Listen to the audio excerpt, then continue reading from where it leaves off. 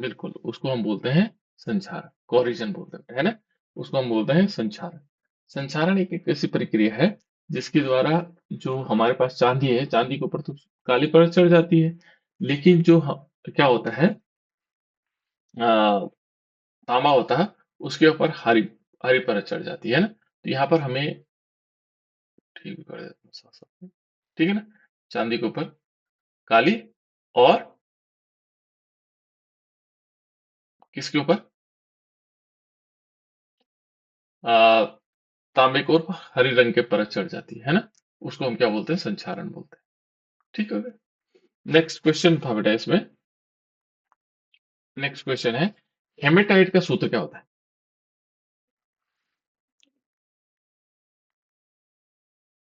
यहाँ पर जो हेमेटाइट का सूत्र है, वैसे तो हम डायरेक्ट इस रूप में नहीं पढ़ा हमने हेमेटाइट, लेकिन हमने सूत्र पढ़ा हुआ है। हम उस नाम को नहीं जानते, केवल बस ये अंतर है। देखो, जो हमारे पास Fe2O3 है बेटा, आयरन ऑक्साइड है। आयरन 3 6, ठीक है ना। आयरन थर्ड ऑक्साइड है, उसको हम हेमेटाइट, इसी का नाम है बेटा हेमेटाइट। Fe2O3 का नाम क्या है? जो Fe2O3 है, इसको हम क्या बोलते हैं, हेमेटाइट। आयरन थर्ड ऑक्साइड, इसको हम आयरन थर्ड ऑक्साइड भी कहते हैं। जो हमारे पास आयरन थर्ड और ऑक्साइड है, इसको हम क्या बोलेंगे, इसको हम बोलेंगे हेमेटाइट। इसी को क्या बोला जाता है, हेमेटाइट। ठीक है ना। आयरन का अयस्क है बेटे। आयरन का क्या है, क्या बेटे, आयरन का, आयरन का क्या है, बताओ। आयरन का क्या बताया मैंने इसको?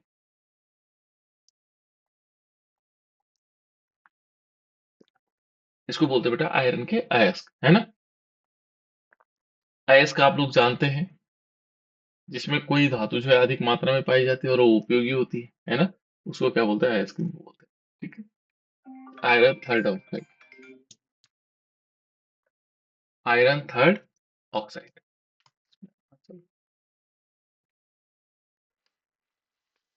ये है बेटा आयरन थर्ड ऑक्साइड, ठीक है ना। इस आयरन थर्ड ऑक्साइड को,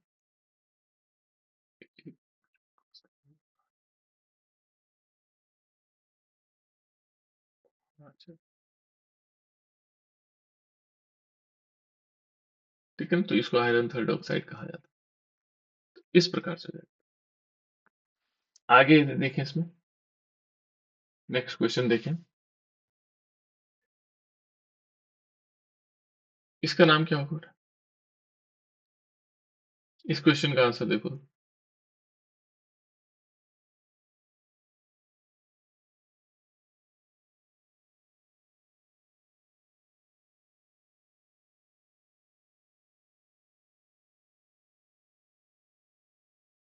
इस क्वेश्चन का आंसर क्या हो सकता है? सर क्योंकि सोडियम अधिक क्रियाशील रहती है। हाँ, क्योंकि अधिक क्रियाशील क्यों डुबो के रखा जाता है ना। तो उस एक तो सोडियम अधिक क्रियाशील रहती है, और वो किससे, इस केरोसिन ऑयल से अभिक्रिया नहीं करता है ना। से क्या नहीं करेगा, अभिक्रिया नहीं करेगा, इसलिए क्या माना जाता है इसको।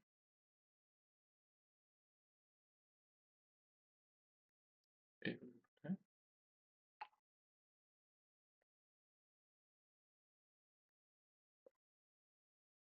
जो हो सकता है कि-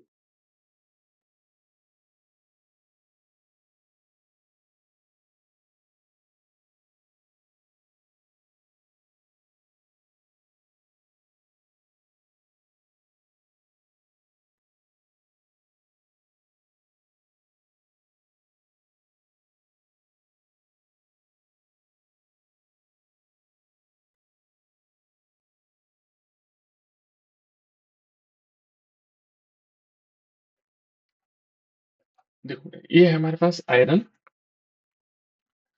सोडियम को केरोसिन ऑयल में क्यों डुबो के रखा जाता है, तो इसका देखो, इसके पीछे क्या होता है। देखो, जो सोडियम होती है, तो इस सोडियम को कह रहा है कि यह धातु, है ना, यह धातु मैंने सोडियम।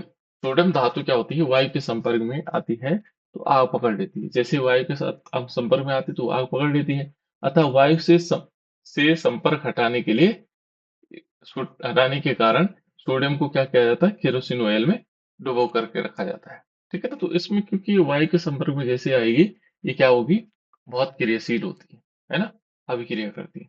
इसलिए इसको क्या कर दिया जाता है, किस में रखा जाता है, इसमें, इसको रखा जाता है केरोसिन ऑयल में डुबो करके रखा जाता है। ठीक है ना, तो ये है बेटा इसका मेन जो आंसर है ना, इसलिए इसको क्या किया जाता है, केरोसिन ऑयल में डुबो के रखा जाता है। इसका आंसर पहले आ गया। उस धातु का नाम बताना, नाम और प्रतीक बताना जो सामान्य ताप और ताप पर द्रव अवस्था में पाई जाती है। तो हमारे पास क्या है, मरकरी। मरकरी एक धातु है जो क्या होते हैं, इस ताप पर क्या रखा जाता है इसको, ये द्रव अवस्था में रहती है। ठीक है ना, ये नेक्स्ट नेक्स्ट क्वेश्चन है बेटा इसमें। इसमें है कि क्या होता है जब तांबे को वायु की उपस्थिति में गर्म किया जाता है। क्या होता है बेटा, जब तांबे को हम क्या करेंगे, वायु की उपस्थिति में गर्म करेंगे। जब हम क्या करेंगे, वायु की उपस्थिति में इसको गर्म करेंगे। तांबा तो जानते हैं, तांबा क्या होता है। ये नया क्वेश्चन है, कोई बात नहीं, आंसर नहीं आ रहे होंगे आप लोगों को, कोई दिक्कत नहीं। तांबा होता है बेटा Cu, कॉपर, है ना। और इसको वायु की उपस्थिति में नहीं, O2 से अभिक्रिया करवाते हैं, तो क्या बनाएगा, ये बन जाएगा, ये क्या बन जाएगा बेटा, कॉपर ऑक्साइड, है ना। कॉपर ऑक्साइड हमारे पास बनेगा, देखो Cu, यहाँ पर 2 लेंगे, 2 मॉलिक्यूल लेंगे, और ये क्या बना देगा, Cu plus O2 is equal to 2 molecule CuO, है ना। यहाँ पर देखो बराबर करने के लिए हमने 2 का मॉलिक्यूल का गुणा किया, 2 ये हो गया, 2 ये हो गया, ऑक्सीजन में 2 हो गए, 2, है ना। इस प्रकार से हम इसको क्या लिख सकते हैं, है ना। इसको मैंने कहा था, ये होगा, 2 पॉजिटिव चार्ज है इसके ऊपर, है ना, तो ये क्यूप्रिक ऑक्साइड होगा, और 2 नेगेटिव, है ना। नहीं, क्यूप्रस, ये क्यूप्रस होगा। दो पॉजिटिव चार्ज, 2 पॉजिटिव चार्ज का मतलब ये क्यूप्रिक होगा, और एक पॉजिटिव चार्ज का मतलब होगा क्यूप्रस, तो ये क्यूप्रिक ऑक्साइड है, इसको क्या बोलेंगे, क्यूप्रिक ऑक्साइड। ठीक है ना। अब एक क्वेश्चन लिखा हुआ है, जिंक को आयरन थर्ड, जिंक को आयरन सेकंड सल्फेट, जिंक को क्या किया गया, आयरन सेकंड सल्फेट के विलयन में डालने पर क्या होता है, संतुलित रासायनिक समीकरण लिखिए। कैसे कैसे हो सकता है बेटा, जिंक के फॉर्मूले क्या होते हैं, इनके फॉर्मूले बताओ आप लोग।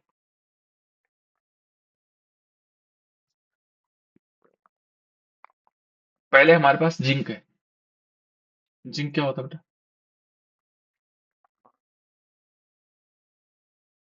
Zn. जेड है ना। पहले हम लिखेंगे जेड, जेड लिखा। आयरन सेकंड ऑक्साइड क्या होता है, आयरन क्या होता है, Fe. बिल्कुल, वेरी गुड, Fe होता है, आयरन होता है हमारे पास Fe, है ना। और सल्फेट क्या होता है,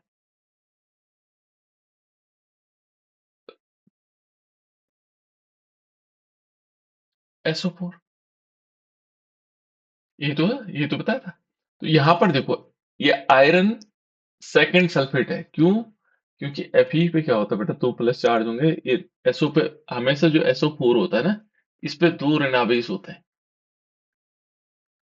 और जो आयरन होगा तो स्वाभाविक है, इस पे 2 ऋणावेश है तो इस पे 2 धनावेश होंगे, इसलिए क्योंकि आयरन जो है सेकंड है, 2 धनावेश वाला है, इसको इस टाइप से लिखा जाता है FeSO4। और ये क्या बना देगा,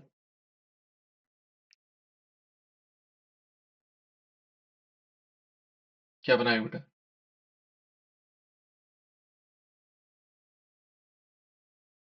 क्या बनना चाहिए इसको? Sir, zinc sulfate.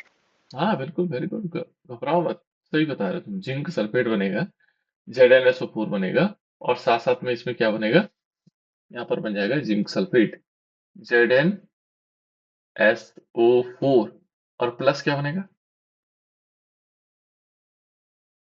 Fe. Fe अलग हो जाएगा। और ये पता कौन सी अभिक्रिया, जब हमने शुरू पहले चैप्टर में पढ़ा था, क्या कौन सी अभिक्रिया थी बेटा? विस्थापन। बिल्कुल विस्थापन। एक तत्व, ठीक है ना, यहाँ पर एक तत्व है, ठीक है ना, ये एक तत्व है। इस तत्व ने, ये एक तत्व दूसरे तत्व को उसके यौगिक से विस्थापित कर देता है, उसे विस्थापन अभिक्रिया कहते हैं, है ना। तो ये विस्थापन अभिक्रिया है बेटा। तो हमने परिभाषा भी याद रखनी बार बार, है ना। और यहाँ पर देखो, अब संतुलित करना है। संतुलित, ये हमने रिएक्शन लिखी तो हमने देखा Fe एक यहाँ पर है, एक Fe यहाँ है, और एक Fe यहाँ है, तो ये बराबर हो गए। उसके बाद SO4 देखो, एक यहाँ एक यहाँ, ये भी बराबर हो गए। फिर Zn एक यहाँ है एक यहाँ है, बराबर हो गए। तो इसका मतलब है संतुलित अभिक्रिया। ये कौन सी है? रासायनिक, संतुलित रासायनिक समीकरण। संतुलित रासायनिक समीकरण की परिभाषा क्या है बेटा?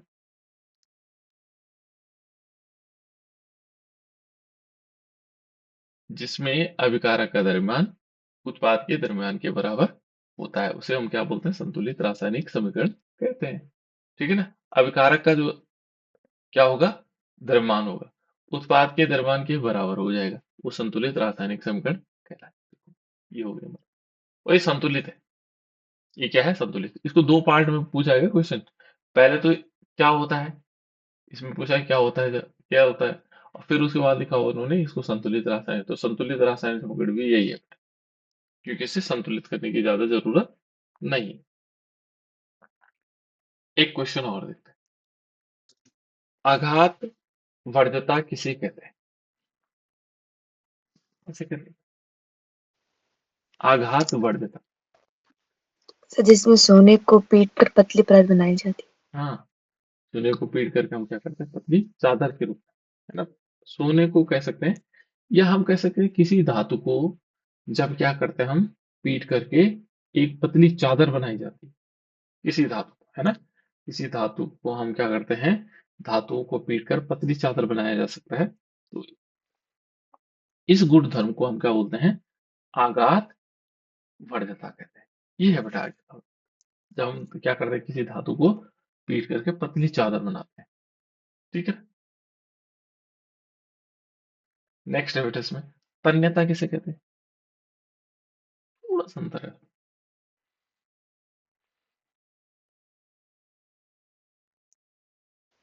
है, किसे कहते जिसमें हैं? कोई धातु 3 किलोमीटर दूर तक पहुंचती हाँ हाँ, नहीं, हाँ चलो ठीक, तुमने याद सही रखा हुआ।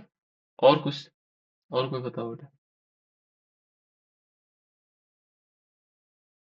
मालूम तन्यता का गुण क्या होता है? कि जब किसी धातु को हम क्या करते हैं, किसी धातु के पतले तार के रूप में खींचने की जो क्षमता होती है ना, यानी कि जो धातु होगा उसको पतले तार के रूप में खींचने की जो क्षमता होती है, उसे तन्यता, खींचना, तन्य होना। जैसे रबर होता है ना, रबर के पास तन्यता का गुण होता है। तो यहाँ पर धातु है, धातु के पतले तार के रूप में खींचने की जो क्षमता, खींचने की क्षमता को हम तन्यता कहते हैं। और इससे हम क्या बना सकते हैं? 1 ग्राम सोना होता है, उससे 3 किलोमीटर लंबी सोने की तार बनाई जा सकती है ना। तो ये उसका तन्यता का गुण हुआ। सोना बहुत तन्य होता है, ठीक है ना। सोनोरस किसे कहते हैं बेटा? सोनोरस,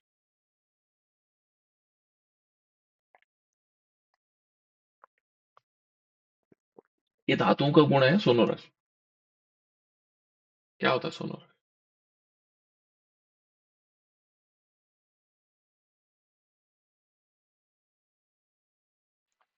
सोनोरस का गुण किसे कहते हैं?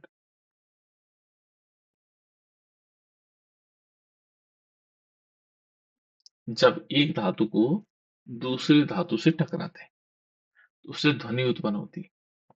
एक धातु को दूसरी धातु से टकराते हैं तो उससे उससे क्या होता है? ध्वनि उत्पन्न होती है, तो उसको सोनोरस कहा जाता है। तो यहाँ पर देखो, जो धातुएं कठोर सतह से टकराने पर, कठोर सतह से टकराने पर आवाज उत्पन्न करती हैं, उन्हें सोनोरस या ध्वनिक कहते हैं। क्या होती है? जो धातुएं क्या होती हैं, कठोर सतह से टकराने पर क्या करती है? आवाज उत्पन्न करती हैं, उन्हें हम कहते हैं सोनोरस, है ना। और उन्हें कहा जाता है सोनोरस, ये सोनोरस। ठीक है, समझ में आया सोनोरस क्या हुआ? कोई बात नहीं, आगे हम याद रखेंगे इनको। नेक्स्ट क्वेश्चन हमारे पास है, कौन सी धातु हथेली पर रखने पर पिघल जाती है? जिसको हथेली पर रखते हैं पिघल जाती है, कौन सी धातु है?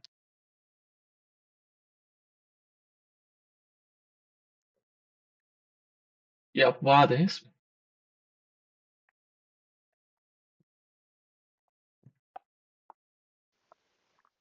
सर क्या था ये गैलियम। बेटा?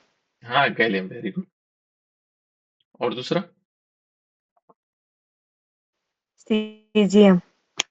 गैलियम एंड सीजियम, दो धातु हैं, गैलियम और सीजियम। ठीक है ना? कि गैलियम को Ga बोलते हैं और सीजियम को Cl। गैलियम और सीजियम दो धातुएं हैं जिनको हथेली पर रखने से पिघल जाती है। इनका गलनांक बहुत कम होता है, न्यून होता है ना, इसलिए इसको क्या कहा जाता है? कम ताप पर अपवाद है। किसके? धातु और अधातु। कौन सी धातु अधातु है बेटा? देखो, कौन सी अधातु चमकीली होता है, चमकीला होता है, इसमें जिस चमकदार होती है। कौन सी अधातु बेटा चमकदार होती है? कौन सी अधातु होती है? ये अपवाद है। धातुएं वैसे, अधातुएं क्या होती है? चमकदार नहीं होती है ना? अधातुएं क्या नहीं होती? चमकदार नहीं होती, फिर भी ये चमकीली होती है, ऐसे क्यों? कौन है वो?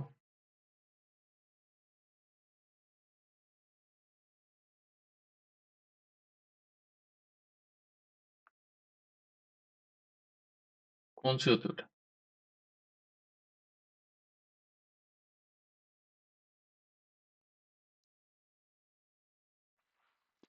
कौन सी अधातुएं चमकदार होती?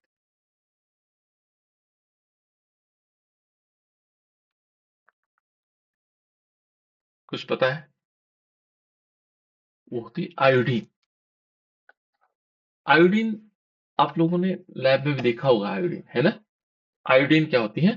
बहुत चमकदार होती है। देखो, आयोडीन है। आयोडीन को हम आई से दिखाते हैं बेटा, है ना?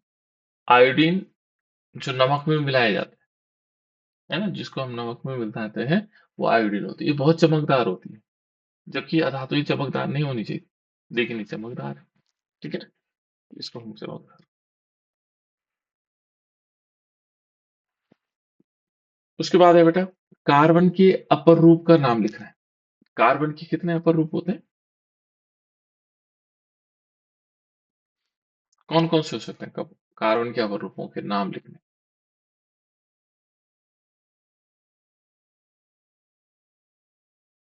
अपरूप जिसको हम बोल सकते हैं, अपर रूप भी बोल सकते हैं, अपर रूप भी बोल सकते हैं। इलेक्ट्रॉन्स। देखो, ये तीन है इसके। देखो, एक तो हीरा है। हीरा जो है क्या है? कार्बन का अपर रूप है। ग्रेफाइट है, ये भी कार्बन का अपर रूप है। और तीसरा है इसमें बक मिस्टर फ्लोरीन। बक, देखो, मिस्टर फ्लोरीन। ये बेटा तीन, ये तीन इंपॉर्टेंट है, ध्यान रखो कि कार्बन के अपर रूप है। ग्रेफ हीरा हो गया, ग्रेफाइट हो गया, और बक मिस्टर फ्लोरीन। ठीक है ना? Mister fluorine. तो ये तीन जो है क्या है? कार्बन के अपर रूप है। ठीक है? अच्छा, वो कौन सी धातुएं हैं जो चाकू से आसानी से काटी जा सकती हैं, जिनको हम चाकू से काट सकते हैं?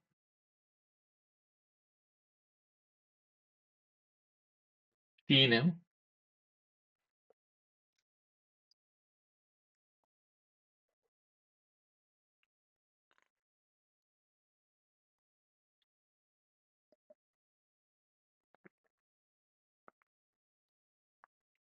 बताओ बेटा, कौन से हो सकते हैं? एक तो है लिथियम। दूसरी कौन सी? सोडियम। Very good. तीसरी कौन सी?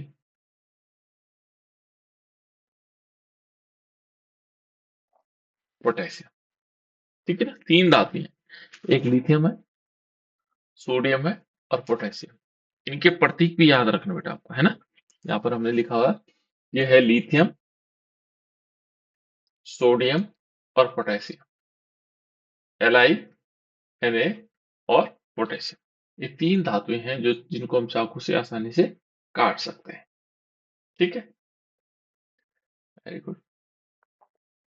उष्मा की कुचालक होती है, उष्मा की कुचालक होती है, कौन सी होती है जो उसमें जिसमें चलती नहीं, कौन सी ऐसी धातु है?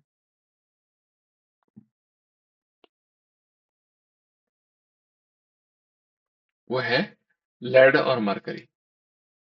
ये धातुएं हैं बेटा, 2 धातुएं हैं जो लेड और मरकरी है, जो उष्मा की कुचालक होती है। इन दोनों में उष्मा का संचालन नहीं हो पाता प्रॉपर। ठीक है ना, जबकि धातु में क्या होता है, उष्मा की सुचालक होती है। तो ये अपवाद के रूप में भी है ना। नेक्स्ट, उष्मा की सुचालक होती है। उष्मा की सुचालक तो बहुत सारी हो सकती है। कौन कौन से हो सकते हैं, देखो कौन कौन से हो सकते हैं बेटा उष्मा की सुचालक। मुझे लगता है इसमें हमने कंप्लीट नहीं कर रखा है। कौन कौन सी धातुएं हो सकती है, किसी धातु का नाम बता सकते हो बेटा, उष्मा की जो सुचालक होती हैं कौन कौन सी धातुएं हो सकती हैं? उष्मा की सुचालक कौन कौन सी धातुएं होती हैं? सोना, सोना भी हो सकता है, बिल्कुल, वेरी गुड। और क्या हो सकता है? चांदी। चांदी, सोना और चांदी, है ना। ये सब मतलब ये अच्छे सुचालक है। क्या माना जाता है, सबसे अच्छे सुचालकों में से सोना और चांदी हमारे पास होते हैं, है ना। ये जो सबसे ज्यादा सुचालक होती हैं वो सोना और चांदी होती है। ठीक है, ये सबसे अच्छी सुचालक मानी जाती है। किसके होते हैं? नेक्स्ट क्वेश्चन है बेटा इसमें, उभयधर्मी ऑक्साइड किसे कहते हैं? किसे कहते हैं बेटा? एक क्वेश्चन हमारे पास, उभयधर्मी ऑक्साइड हमने पढ़ा है। उभयधर्मी ऑक्साइड क्या होता है बेटा? उभयधर्मी ऑक्साइड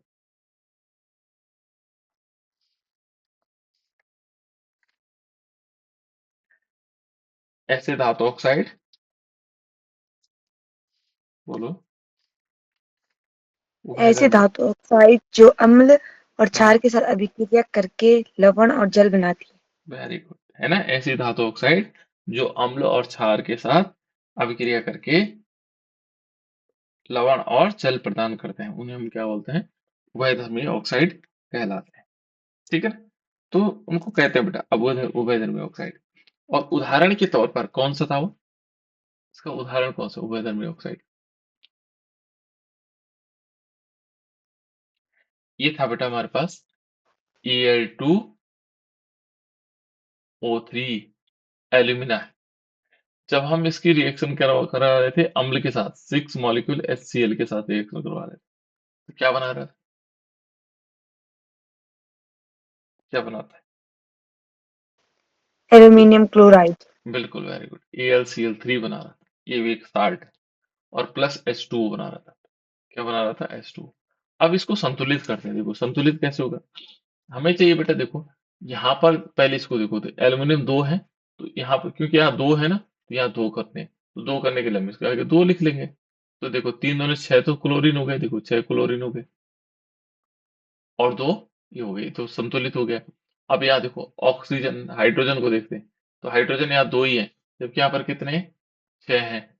3 का गुणा करेंगे, 3 दूनी 6, 3 दूनी 6, यहाँ ऑक्सीजन देखो ऑटोमेटिक 3 हो गए, तो ये संतुलित रासायनिक समूह है।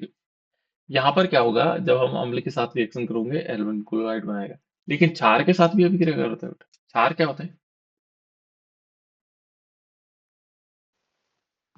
बताओ तो, क्षार क्या होता है? जैसे हमारे स्वाद पास, में हाँ, हाँ, स्वाद में कड़वे होते हैं, और लाल लिट्स को नीले में परिवर्तित कर देते हैं। Very good. अब उसका एक फॉर्मूला बताओ बेटा, एक क्षार का फॉर्मूला बताओ। MgOH। MgH ओ एच हो सकता है, और CaOH का होल ट्वाइस। CaOH का होल ट्वाइस हो सकता है ना। CaOH का होल ट्वाइस हो सकता है, और एक चीज और हो सकता है, जो हमारे पास NaOH भी हो सकता है। हम तो NaOH की रिएक्शन करवाएंगे इसे, है ना। इसका नाम क्या था? Sodium hydroxide. सोडियम हाइड्रोक्साइड, ठीक है ना। सोडियम हाइड्रोक्साइड, जैसे ही सोडियम हाइड्रोक्साइड से रिएक्शन करेगा ना बेटा, तो क्या होगा देखो, सोडियम हाइड्रोक्साइड से रिएक्शन करेगा तो ये क्या बनाता है हमारे पास, ये थोड़ा अलग था। किसी को याद है क्या बनता होगा? यहाँ पे बनेगा NaAl और O2। इसका नाम क्या था? इसका नाम था बेटा सोडियम एल्यूमिनेट। क्या बोलते हैं इसको? सोडियम, ये थोड़ा सा अलग कंपाउंड था, ये सोडियम एल्यूमिनेट।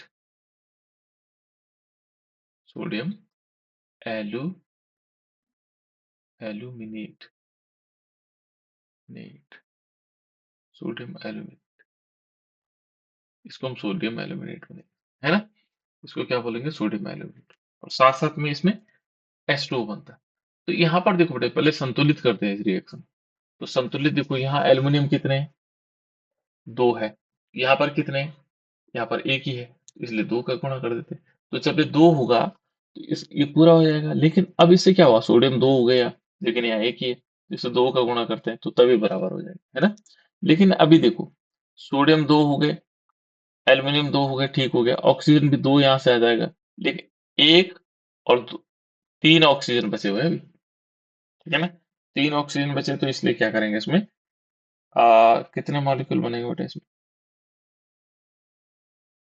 नहीं, हमारे पास देखो टोटल देखेंगे तो 2 ऑक्सीजन ये है और 3 हो गए, 5 हो गए। तो ये देखेंगे, 2 दूनी 4 और एक 5, ठीक है बेटा। ओके, बैलेंस हो गया, ऑटोमेटिक बैलेंस हो गया, है ना। देखो हमारे पास ऑक्सीजन संख्या देखेंगे तो यहाँ 3 है और यहाँ कितने हैं? 2। 3 और 2 5। तो यहाँ देखो 2 दूनी 4, तो ये हो गए, और एक ही हो गए, 5 हो गए, बैलेंस, है ना। हाइड्रोजन देखेंगे 2, तो 2 यहाँ पर है, इसलिए बैलेंस हो गया। ये संतुलित रासायनिक समीकरण भी। तो उभयधर्मी ऑक्साइड क्या होते हैं? जो अम्ल और क्षार के साथ अभिक्रिया करके जल व लवण प्रदान करते हैं, ठीक है ना। तो ये लवण है, सोडियम एल्यूमिनेट क्या है? एक प्रकार का लवण है। सोडियम एल्यूमिनेट क्या है बेटा? एक प्रकार का लवण, ठीक है ना। तो इसलिए हम इसको ऐसे लिख सकते हैं, ये सोडियम एल्यूमिनेट, ठीक है।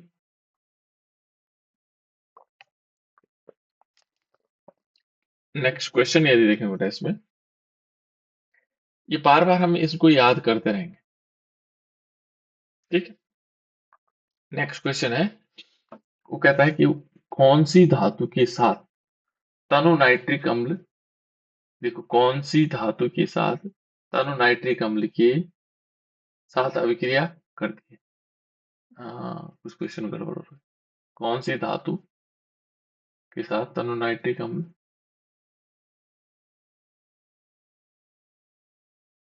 के साथ अभिक्रिया करती है? अच्छा, ये इस टाइप से भी हो सकता है, कौन सी धातु है जो तनु नाइट्रिक अम्ल के साथ अभिक्रिया करती है? कौन सी धातु है बेटा? दो धातुएं थी ना। कौन सी दो धातुएं हैं जो तनु नाइट्रिक अम्ल के साथ अभिक्रिया करती है? कौन सी धातुएं हैं जो तनु नाइट्रिक अम्ल के साथ अभिक्रिया करती है? कौन सी धातुएं बेटा? तुम्हें बताया था मैंने तनु नाइट्रिक अम्ल के साथ कोई धातुएं अभिक्रिया नहीं करती हैं, है ना।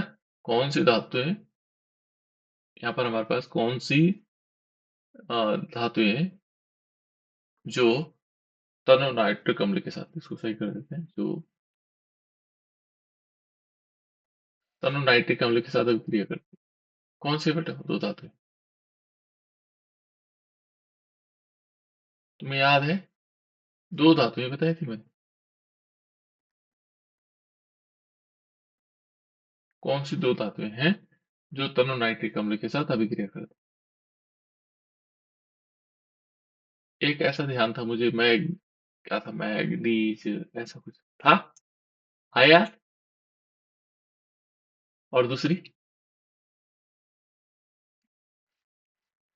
कौन सी धातु है बेटा?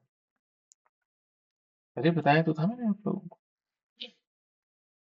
दो धातुएं थी जो तनु नाइट्रिक अम्ल के साथ अभिक्रिया कर रही थी, बाकी नहीं कर रही थी। हमने बाकी वो क्या बना देती थी? बाकी तो ऑक्साइड बना देती, है ना। तो तनु नाइट्रिक अम्ल के साथ दो धातुएं कर रही थी, एक तो थी मैग्नीज और दूसरी थी मैग्नीशियम। याद रखना बेटा, क्या था? मैग्नीज, Mn व Mg, ये दो धातुएं थी जो तनु नाइट्रिक अम्ल के साथ अभिक्रिया करती है ना। और ये क्या करती है? नाइट्रिक अम्ल के साथ अभिक्रिया करके हाइड्रोजन गैस उत्पन्न करती है, करती हैं और हाइड्रोजन गैस बनाती है। क्या बनाती है? Hydrogen gas. पूरा पूरा लिखना था इसको, है ना। हाइड्रोजन गैस बनाती है, क्योंकि बाकी तो रिएक्शन तो करती हैं, लेकिन क्या बनाती हैं? अन्य चीजें बनाती हैं। तो इसको क्वेश्चन को पूरा कर लेते हैं, है ना। क्या बनाती है बेटा? हाइड्रोजन गैस, H2, है ना, करती हैं और हाइड्रोजन गैस बनाती है। यहाँ पर हम इसको लिख सकते हैं, और हाइड्रोजन गैस H2,